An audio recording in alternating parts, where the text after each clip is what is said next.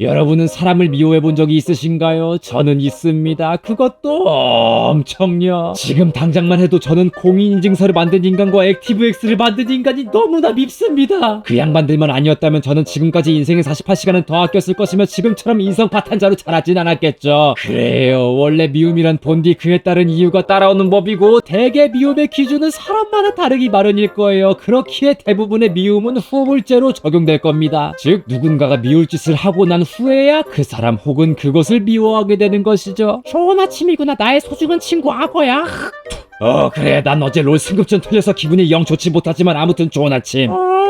이 막대 먹은 새끼. 이렇듯 수다른 악어가 미친 소리를 하기 전까지 좋은 친구라고 생각했지만 악어가 자기 기분만 생각하는 이기적인 소리를 하니 바로 그를 미워해버리게 되었죠. 이제 수다른 악어를 피하거나 더 나아가서는 그에게 돌을 던질 겁니다.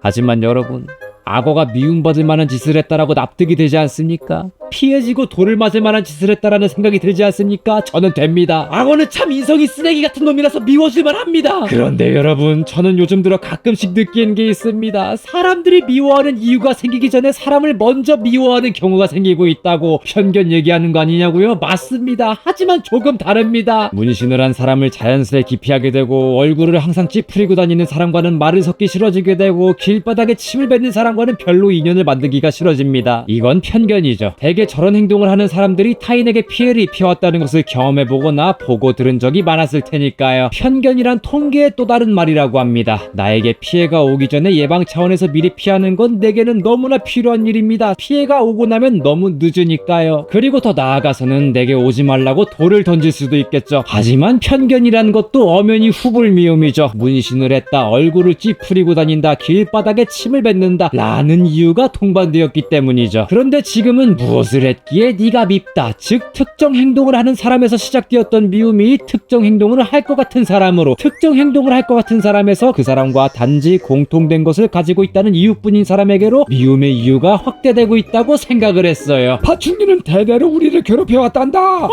이런 사악하고 두려운 파충류 같으니라고. 저 말인가요? 오지마. 왜 그러세요? 이렇게 어디서 시작되었는지는 모르겠지만 불특정 다수를 향한 선부의 미움으로 사람에게 돌을 던지는 사람들이 생기기 시작했죠. 그리고 그 돌을 맞거나 맞을 뻔한 불특정 다수의 사람들도 사람들을 미워하기 시작했습니다. 나에게 돌을 던질 것 같은 사람들을 미리 미워하기 시작한 거죠. 미움과 혐오가 충만한 세상이니 저런 사람들은 보통 나를 미워한다, 그런 너를 미리 미워하겠다가 되는 거죠. 그럴 수밖에 없죠. 내가 돌을 맞을 것 같으니 두려울 테니까요. 그렇게 지금은 이유를 만들기 전에 먼저 사람을 미워하고 의심하게 되어 그 집단의 작은 흠 하나에 옳다구나, 역시나 그럼 그렇지, 던져!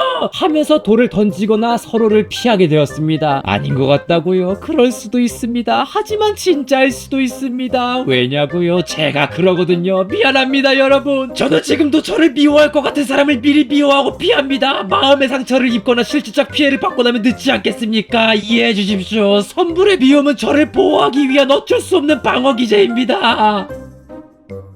그런데 여러분, 나를 미워할 것 같은 사람을 미리 미워하는 건 어쩔 수 없다고 생각합니다. 그런데 미움이 있다면 사랑도 있어야 하는 거 아니겠습니까? 우리가 미워할 것 같은 사람을 미리 미워하듯이 나를 사랑할 것 같은 사람을 미리 사랑할 수는 없는 걸까요? 사람이 사람을 사랑하고 이해해주는 게 당연시되어 저 사람 역시도 나를 사랑해주고 이해해줄 것 같으니 미리 그 사람을 사랑하고 이해해주는 건 어려울까요? 네, 저는 어렵습니다. 그것도 엄청요. 안타깝게도 지금의 세상은 타인이 누군가에게 이유 없는 사랑, 즉 미리 사랑하고 호의를 푸는 것을 많은 이들이 의심하고 두려워하고 더 나아가서는 혐오하는 세상이 되어버렸습니다. 당장 저만 해도 누군가가 웃으며 무상의 호의를 베푸면 의심부터 하고 보거든요. 왜냐하면 요즘의 세상은 선불의 호의를 가장해서 사람을 해치는 사람들이 많으니까요. 만약 처음 보는 누군가가 저에게 웃으며 이유 없이 사랑한다고 다가온다면 저도 일단 피하고 볼 것 같습니다.